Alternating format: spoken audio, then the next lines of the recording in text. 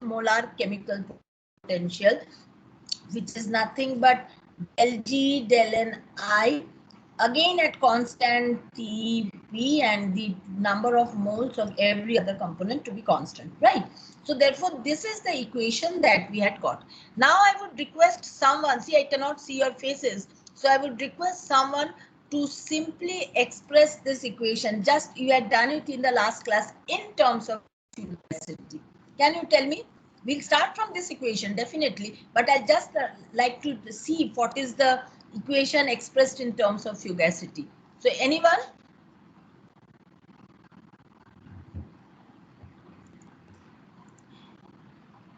Anik Mandal?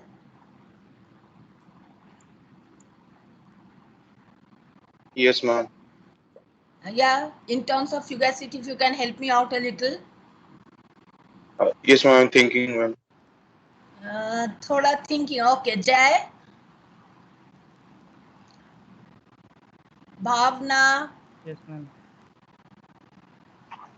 Yes, ma'am. Yes. Can you help me out? Ma'am, can you Can you? please screen like, I am unable to hear you. Do I repeat my question? ma'am, can you please show the screen? Yes. I just want to rewrite the Gibbs-Duhem equation in terms of fugacity. Nothing. You simply have to. Yes, please.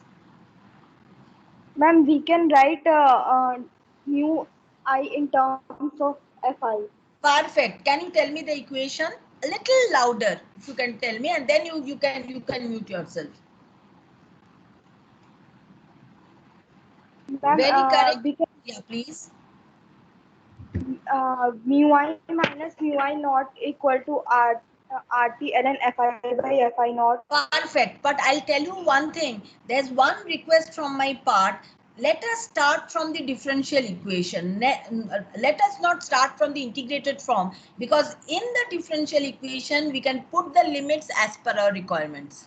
Okay, so it's better that every time we start from this particular equation, then we integrate it, whether it is from the ideal gas to real gas, whether it is from the pure component to the solution, whatever it is that we can do.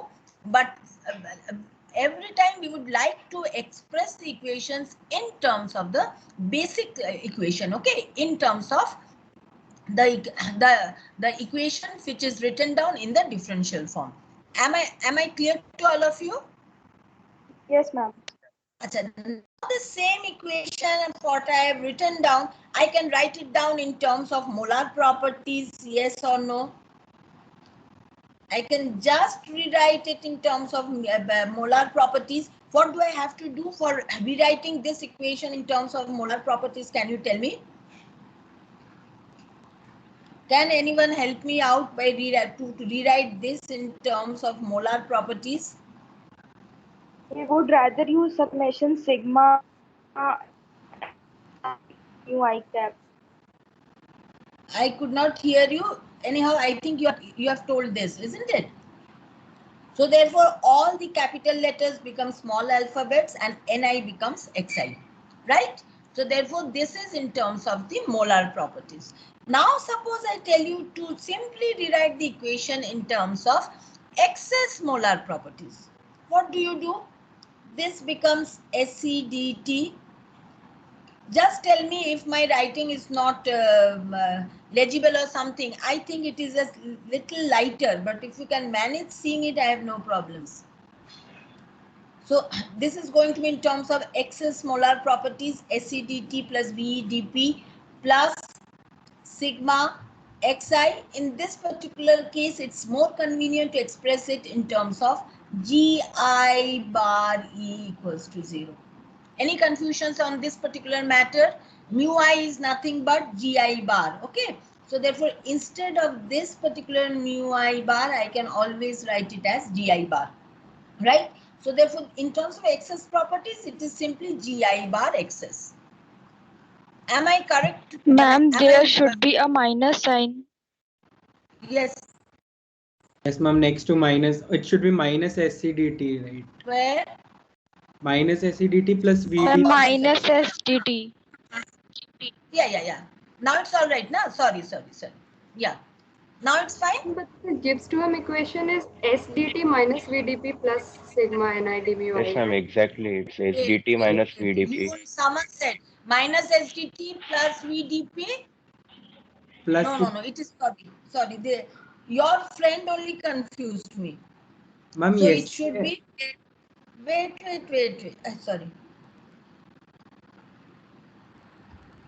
I was seeing that when you are going to point this out. Yes, please. Ma'am, yesterday in the class, when I asked, it was minus SDT plus VDP. So I thought that was the correct equation. ठीक है. See, your friends have pointed it out. Maybe I had missed it out. Okay, that is not a big deal.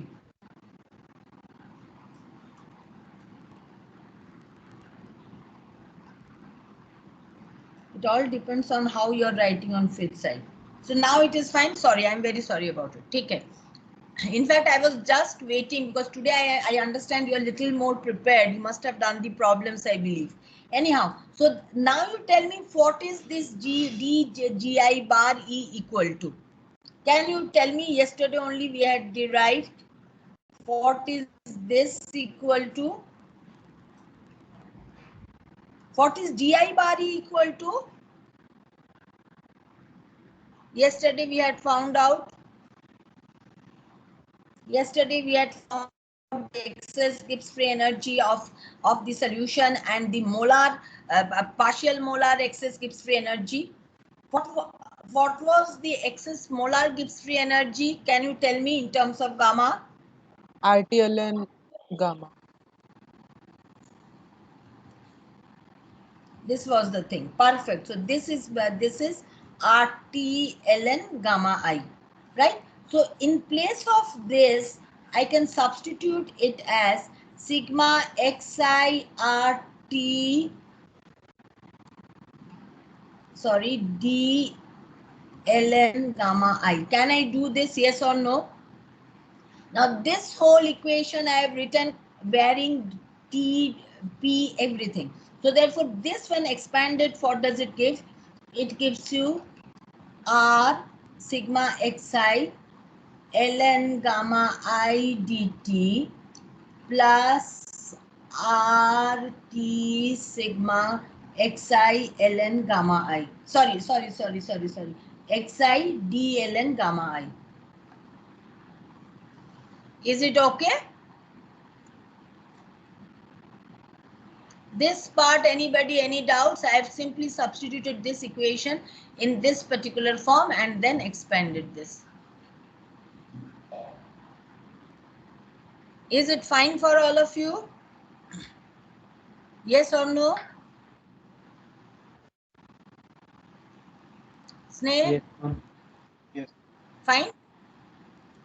Yes, Any ma'am. doubt? Acha, how can I substitute this SE? This SE, what can I write? Can I write it down as H minus GE by T? Remember one thing, every equation that you have learned earlier, I'm simply rewriting those equations. Since these are for excess properties, therefore I'm writing them with a superscript E. That's the only thing that I am doing. Right? Now, when I substitute this term and I substitute this, can you tell me what is the form of the Gibbs-Duhem equation that I get?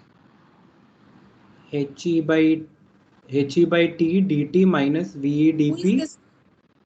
1 minute. Who are you? Can you just identify yourself? Vardhan, ma'am. Vardhan. Very good. He by T dt Minus minus. VE dP Good. plus RT plus RT sigma xi d ln I. Very good. Why? Because this part and this G, they cancel out, isn't it? Yes. Just before that, I have written it down. Extremely good. Anyone who wants me to explain this part or who did not understand? What I have done, I have simply substituted this. And then I know G by T. What is G? RT sigma xi ln I. So G by T equals to R sigma xi ln I. So therefore this and this, these two terms, they cancel out, and this is what we are left with, right? So therefore from this equation, so what do I get? When I'm working at constant t, but my p is varying, what do I get? This term cancels out and I get RT sigma xi dln gamma I equals to, or rather it's a better way to write this is VE by RT dp, right? So therefore this is the first thing. Next, when I do it at constant p, then also you can write it down. When I'm doing it at constant p for that particular case, that means for isobaric but non-isothermal cases, in this case what do I get? Sigma xi, all these are i's, okay, d ln gamma I equals to minus he by RT square dt, right? And when I'm doing it at constant temperature and constant pressure conditions, what do I get? At constant temperature, constant pressure, what do I get? Summation xi d ln gamma I equal to 0. So therefore, for a binary mixture, then see, from here we'll come to realize how important this particular equation is. For a binary mixture, what do we get? X1 dln gamma 1 plus X2 dln gamma 2 equals to 0. Perfect. Now from here, let us see for certain important things that we get from here. One is x1 del ln gamma 1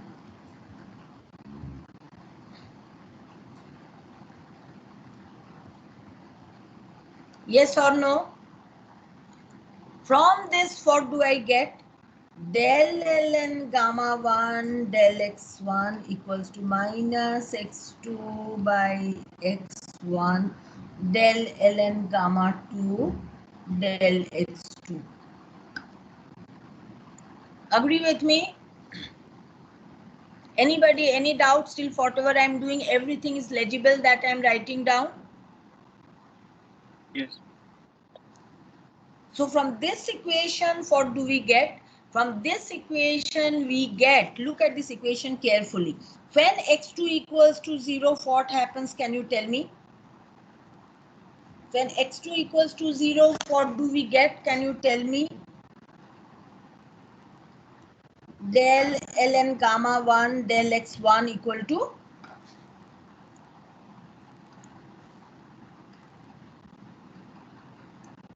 When x2 equals to 0, del ln gamma 1 del x1 becomes equal to? 0. Equals to 0. Or in other words, if we just break it down, this equation can also be written down as your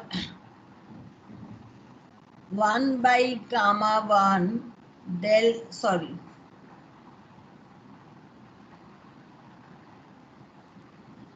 del gamma 1 del x1 equals to minus x2 by gamma 2 x2 del gamma 2 del x2, right? Sorry, del x. Hey, I have made a mistake here. Very sorry. This has to be 1. They're not pointing out mistakes now. This has to be 1. This has to be Excuse me, ma'am. 1. Yes, please. Ma'am, can you use a brighter pen? It's not I visible. was, wait, let me do one thing. See, here I'm not able to do. Then let me go to the PowerPoint and try once, okay? Let me see if the situation, I hope the situation is better here. Same thing I was also facing and I was also feeling. But since you said it's legible, so therefore I was going, I don't know where things are going wrong. Anyhow, let me just try it out. I hope things are better here. So therefore,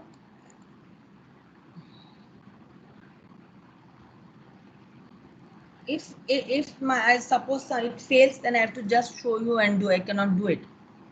Anyhow, I don't know, sometimes this happens with the whiteboard. So therefore, x1 del ln gamma 1 del x1, okay, at constant Tp plus x2 till this much. Were you able to see? Till this much were you able to see? Can you kindly repeat it? Yes, ma'am. So therefore from here we can get two things. One is x1 by gamma 1 del gamma 1 del x1 at constant. Here you have to change slides very frequently. That is the problem. Plus x2 by gamma 2 del gamma 2 del x1 constant Tp equals to 0. Right. Now this equation we can also write it down as Ma'am, in the first derivative, there should be only dou gamma 1 by dou x1, right? Not dou of ln gamma 1 oh by yeah, dou sorry. x1. Very sorry.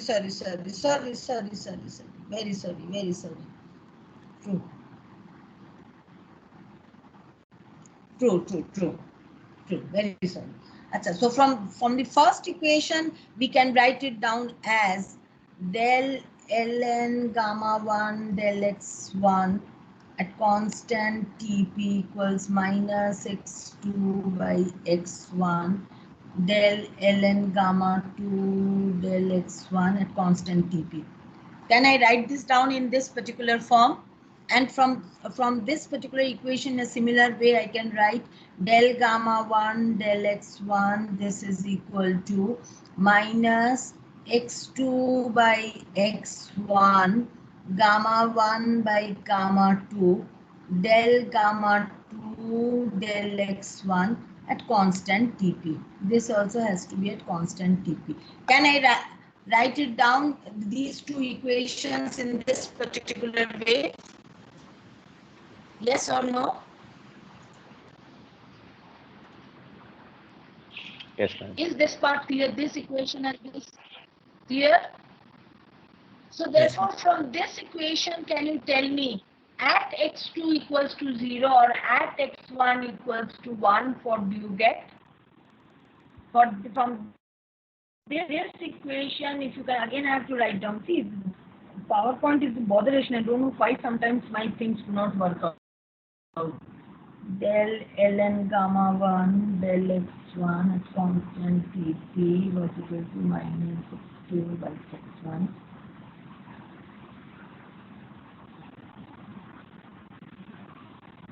So at x2 equals, at x1 equals to 1 means at x2 equals to 0. What do you get from this equation?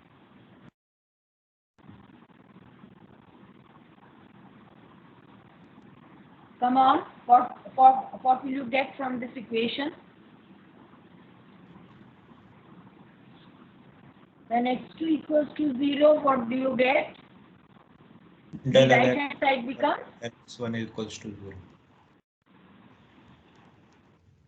Perfect. So therefore we get del gamma 1 del x to 0. And also from the previous equation, if you see, from this equation also we get del gamma 1 del x1 equals to 0. What does it imply?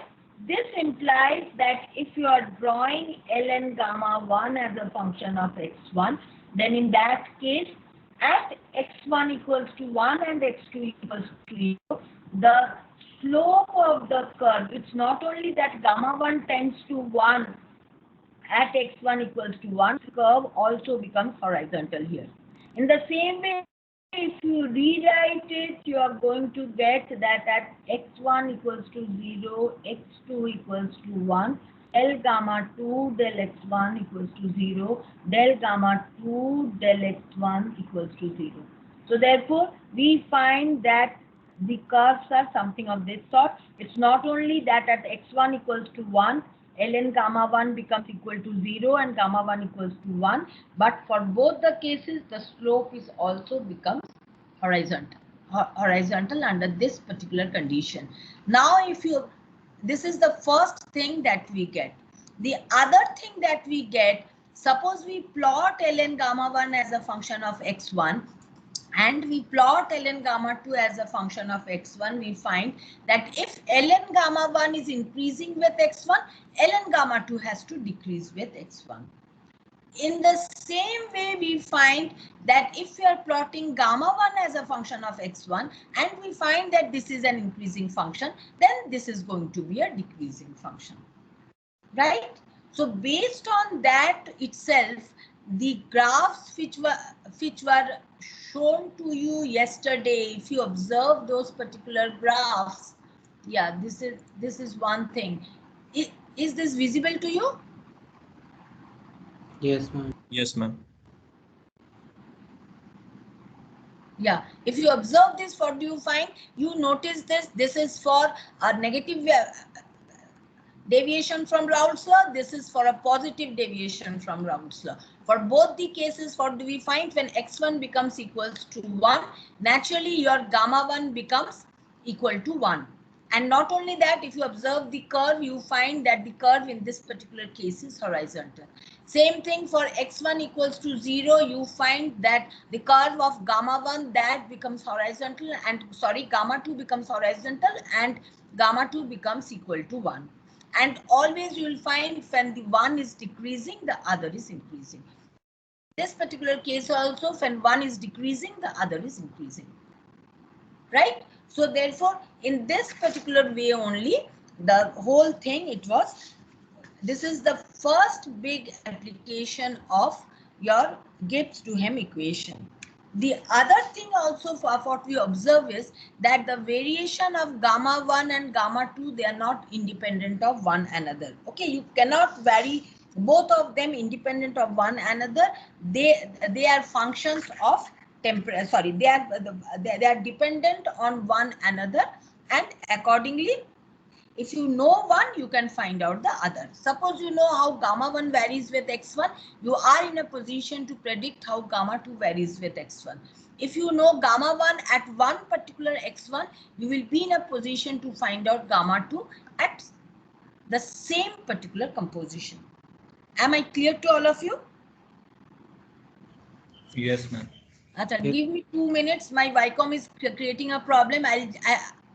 I'll just stop sharing, reconnect it, and then come back to you. Just give me 2 minutes for that. Very frequently these problems happen. This is difficult. Wait. Just give me 2 minutes for reconnecting and then I come back to you. Where is the settings part?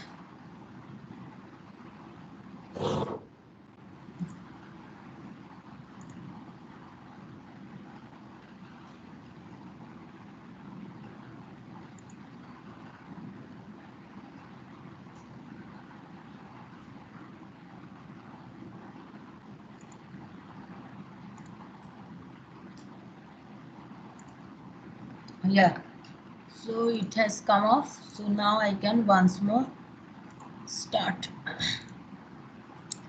Yeah, so I start sharing my screen once more.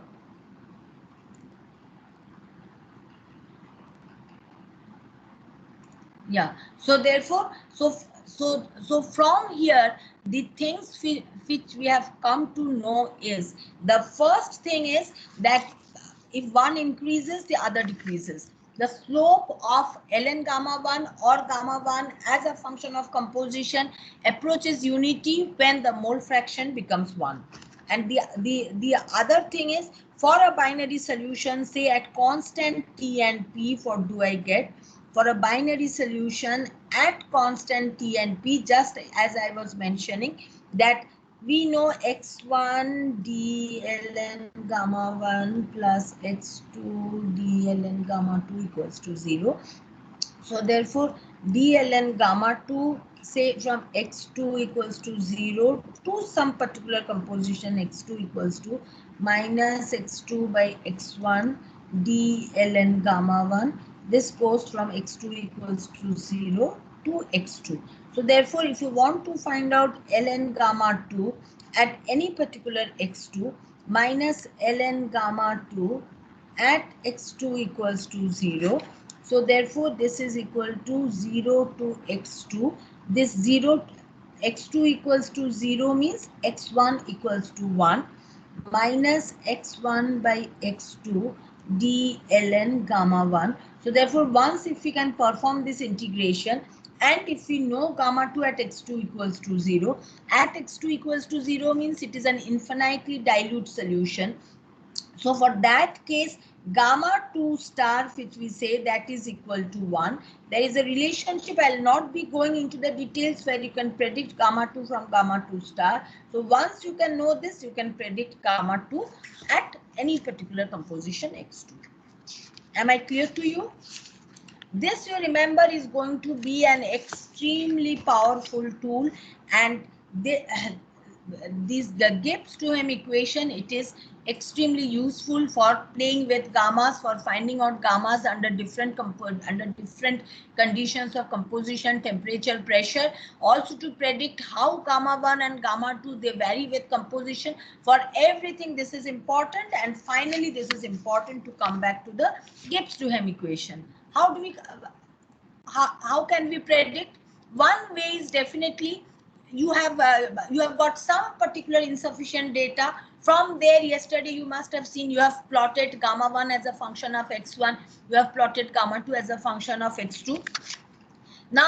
Now for every particular composition, what you can do a very tedious technique. You can simply draw tangents. You can draw ln gamma 1 x1, or else you can find out tangents, and then you can find whether the variation is equal and opposite or not. Okay, but this is going to be an extremely tedious process. You can either draw ln gamma 1 versus x1, or you can draw gamma 1 versus x1. You for each and every point for which you have found out gamma, you find out tangents and you can do it.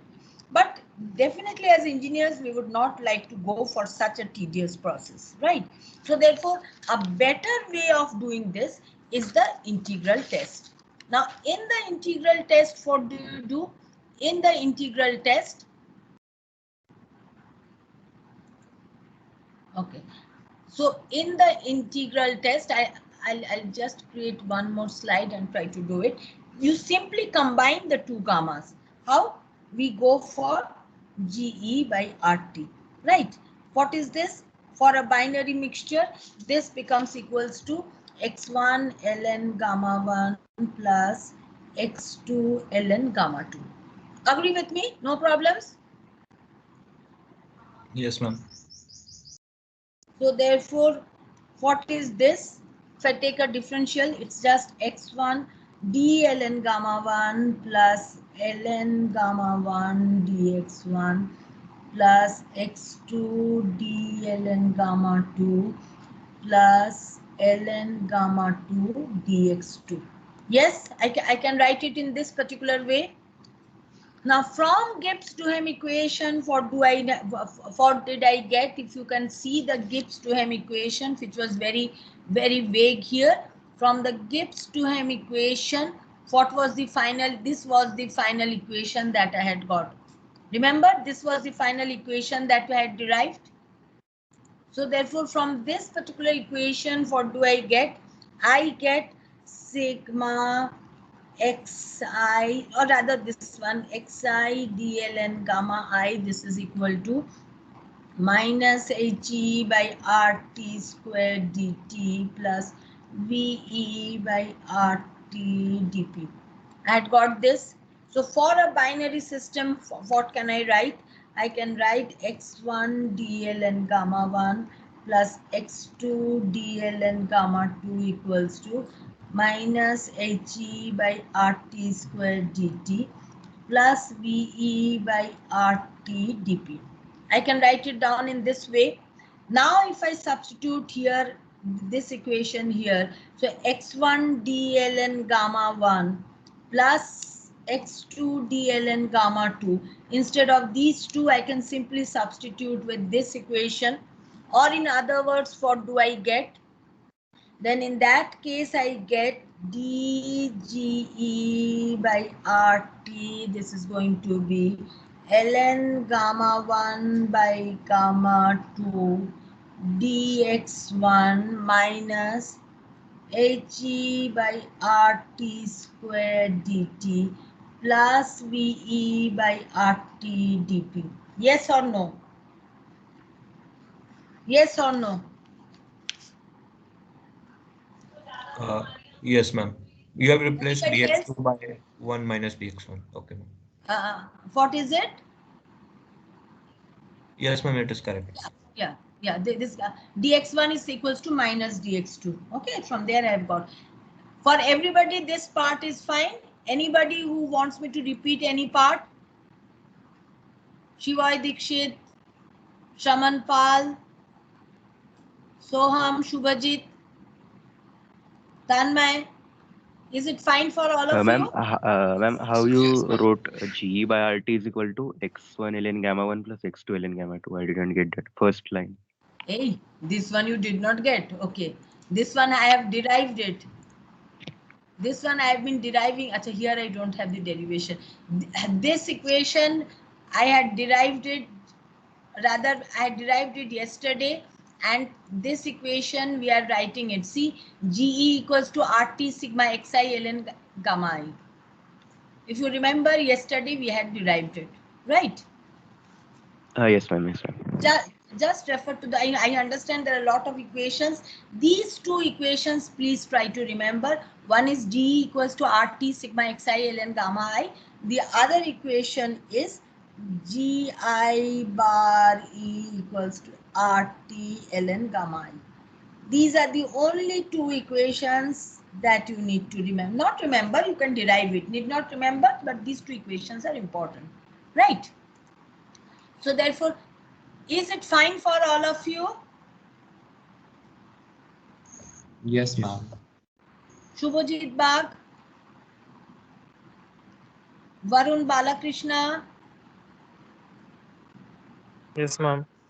fine for you? Yes, ma'am. Now, in that case, you tell me, suppose now I want to integrate this equation. Suppose I want to integrate this from, say, x1 equals to 0 to x1 equals to 1, right? I will also integrate this equation from x1 equals to 0 to x1 equals to 1. This equation I would integrate from t at x1 equals to 0 to t at x1 equals to 1. This equation from p at x1 equals to 0 to p, to p at x1 equals to 1. Any confusions? No, ma'am. So now you tell me at x1 equals to 0, what will be G by RT value?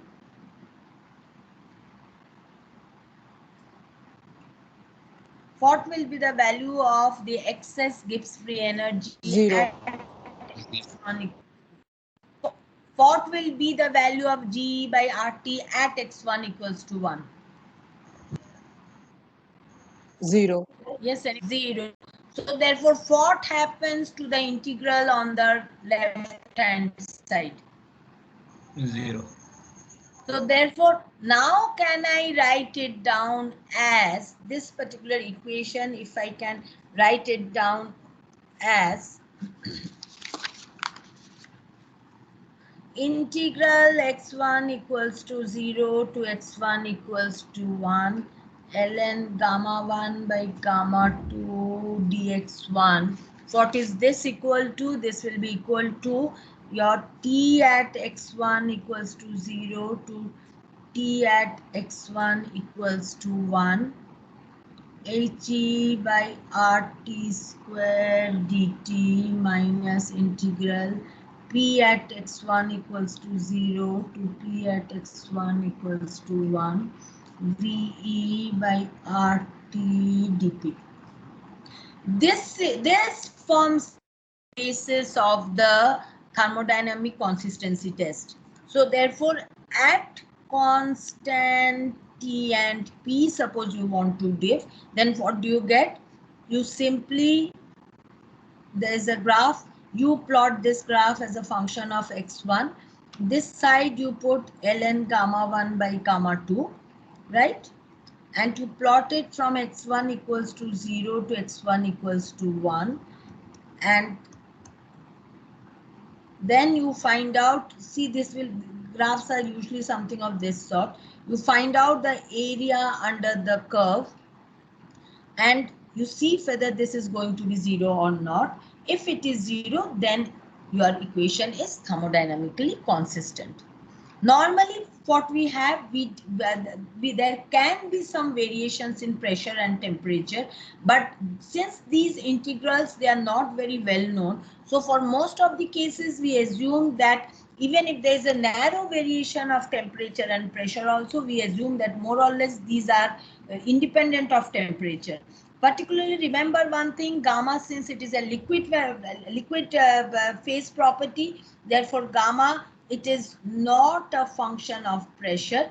It is definitely a function of temperature. So whenever we apply this particular thermodynamic consistency test, we always try to do it for isothermal conditions by variation of pressure, or even if when we consider non-isothermal conditions, we consider variation over a very narrow temperature range. And then what we do, we simply calculate ln gamma 1 by gamma 2 at yesterday you have done it for a large number of data. For each x you have found out gamma 1, you have found out gamma 2, find out gamma 1 by gamma 2, and then find out what you have done x1 y1 gamma 1 gamma 2 gamma 1 by gamma 2, and then find out ln gamma 1 by gamma 2, and then for each x1 you have this, simply plot all of these, find the area under the curve and see if it is 0 or not. Am I clear to all of you? Am I clear to all of you? But there's one thing, remember one thing, you are dealing with experimental data. So therefore, there will be some errors this way, that way. And honestly, if you are working with experimental data, you will never get this to be equal to 0. Okay, because you have to keep into account some variation of the experimental data. So accordingly for that, what do we normally assume? We say that for thermodynamically consistent data, area above x-axis minus area below x-axis divided by the total area should be less than equal to 2%. So we allow a 2% variation, and accordingly we calculate the thermodynamic consistency test. So whatever we had given you yesterday, these slides were also uploaded. This particular equation, this particular problem is also given. So for each such problem, what do you have to do? X1 you know, Y1 you know T. So if you know T, life becomes simpler. If you know P, then definitely there's a problem of assuming T if it is not a very convenient situation, right? So for acetone, carbon tetrachloride, even the Antoine's constants are given. So naturally, for this particular problem, how do you proceed? Can you tell me? Anyone who can tell me how to proceed for this particular problem?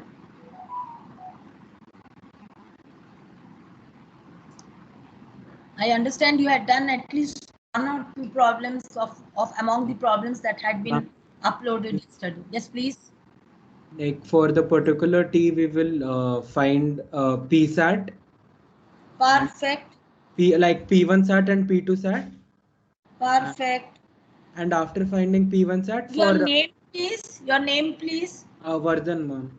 Good. Vardhan also responds very frequently. Anyhow, yeah. Then after finding P1 sat, P2 sat, we use x1 gamma 1 P1 sat is equal to y1 into P.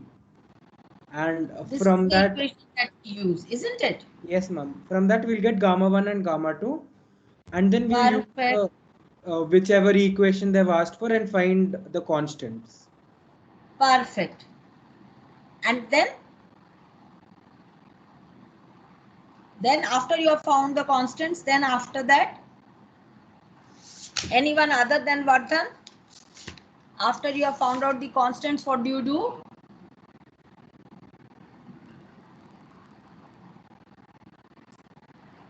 Anyone other than Vardhan?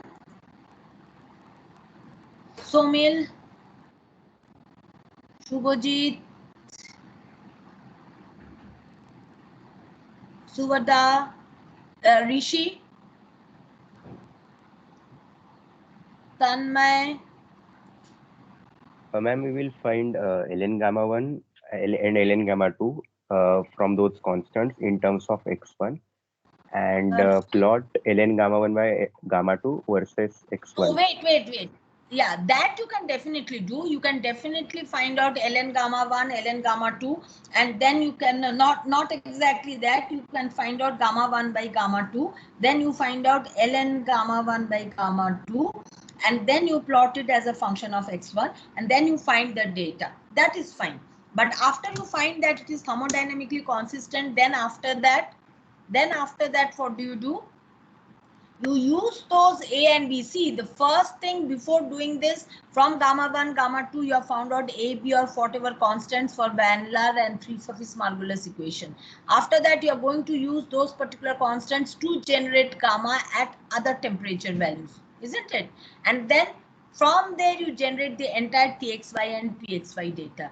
Only after the entire thing is done, after gamma 1, gamma 2 are generated over the entire range, only after that, you can do this thermodynamic consistency test. You have found out that this is thermodynamically consistent. Then you proceed to find out the PXY, TXY data. Well, this completes the phase equilibrium thermodynamics part, which I was supposed to take. And so after this, today possibly I have already uploaded a good number of slides and a good number of problems. So therefore you are supposed to do those particular problems. And today also possibly I'll be uploading, and I think you are supposed to submit them by Sunday. Next Wednesday, we are going to have a test. The test can be either from 11 to 12 or from 12 to 1. So again, I would request Shanmukh and Advija to discuss and let me know the time when you want to have the test. Accordingly, the test will be scheduled. We have nothing more to say. Okay, I have nothing more to say. Just that this is the situation, and we have covered more or less. We have started from just a small part of estimation of residual properties and estimation of properties of gases, gaseous mixtures by the concept of residual properties, and then we went for two-phase systems. Initially, we took up single component two-phase systems. We defined the concept of chemical potential, and then we felt that chemical potential is too abstract and we do not know the limiting value always. In order to find out chemical potential at any particular temperature and pressure, so we redefined chemical potential, or we redefined equilibrium in terms of fugacity, and then we were trying to define equilibrium in terms of fugacity. We found out that if we are dealing with mixtures, then we need to deal with partial fugacities. It was extremely difficult to find out data on partial fugacity. Therefore, we devised the ideal solution model that made your life much more simpler. The ideal solution model, it reduced to the Raoult's law at low to moderate pressures, under which condition the vapor in equilibrium with the liquid behaves as an ideal gas. And then we discussed the equilibrium relationships and the problems to generate phase diagrams for ideal solutions. And next, we modified the ideal solution model in order to incorporate non-ideality by introducing a very simple correction factor gamma. Then we expressed gamma in terms of excess Gibbs free energy model. Simplest model is the 2 suffix Margulis equation, which just tells you that G by RT equals to sigma xi ln gamma I. Two equations here you need to remember primarily. One is G by RT equals to sigma xi ln gamma I, and the partial molar excess Gibbs free energy Gi bar E. This is equals to RT ln gamma I, right? Using those equations, we used some excess Gibbs free energy model. First one was 2 suffix Margulis equation. We found out that it is it shows very small deviations from ideality. Then we extended its applicability by proposing the 3 suffix Margulis equation and the Van Laar equation. And these were also not bad, but again remember they are applicable again over slight variations from the non-ideality, from the ideality. What they show is that more or less molecules are symmetric, but the interactions may be not very different in the solution and in the pure component. If we really have to go for non-ideal solutions, there are other models which I've uploaded yesterday. You need not refer to them for the time being. So therefore, either if it is given, then you have to adopt that particular Gibbs free energy model. If it is not given, then you can assume whatever you remember. And using this Gibbs free energy model, we can find out ln gamma 1, ln gamma 2 at different compositions and generate phase diagrams for non-ideal solutions. And when you are generating gamma by these algebraic equations, since they have got no connection with the actual thermodynamic situation or thermodynamic phenomena, so it is very important to test the thermodynamic consistency. Remember one thing, thermodynamic consistency does not guarantee your accuracy of the data. They just show that this data is thermodynamically consistent so that we can use this particular equation to generate data for the given system. So it's important that to perform the thermodynamic consistency test, to test that the data is thermodynamically consistent. The other thing you need to important is the Gibbs-Duhem equation. So in all, there are a few equations that you need to remember. What is GE by RT? What is GI bar E by RT? What is the Gibbs-Duhem equation? Such type of simple equations, and I don't have to tell you to remember Van der Waals equation, etc. But other than that, and definitely you have to remember Raoult's law. I need not have to say. You have to remember Lewis Randall rule. I need not have to say that. Other than that, you do not have to remember any big formula, but you have to be aware of the concepts. So with this, my part of the class is ending, and we'll be having an evaluation test on Wednesday, as I've told you, in your choice of time. And other than that, we have nothing more. But if you have any doubts, anything, please feel free to contact me, and I'll be happy to address all your doubts. Right, and as I've mentioned, 25 marks out of the 50 marks for which I shall be evaluating you. 25 marks will be 10 for the previous test, 15 for this particular test, and the remaining 25 marks will be for the 5 assignments that you have submitted. Along with that, more or less, we'll consider your class performance if that improves your situation. So, ma'am, for the I have nothing more. Syllabus is after that previous test, right, ma'am? Louder, and not louder, clearer. I could not understand. Previously we wrote one test, so the syllabus for this test will be the syllabus that is covered.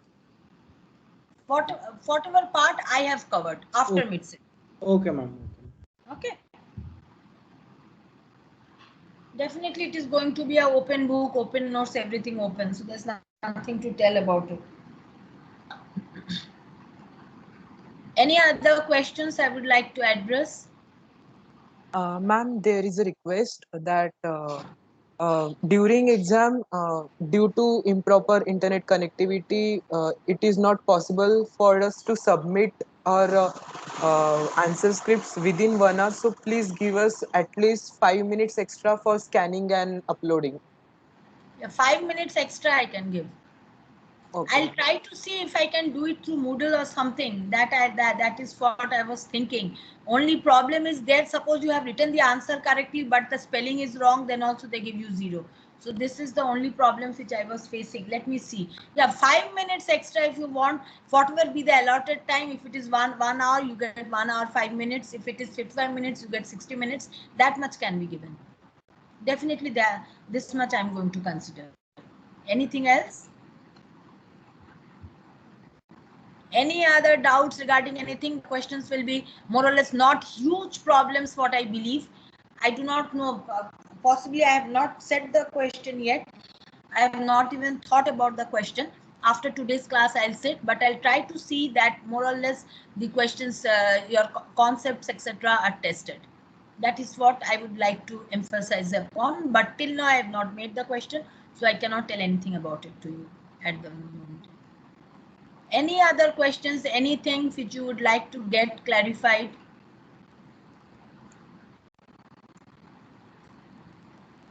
So if not, thank you very much.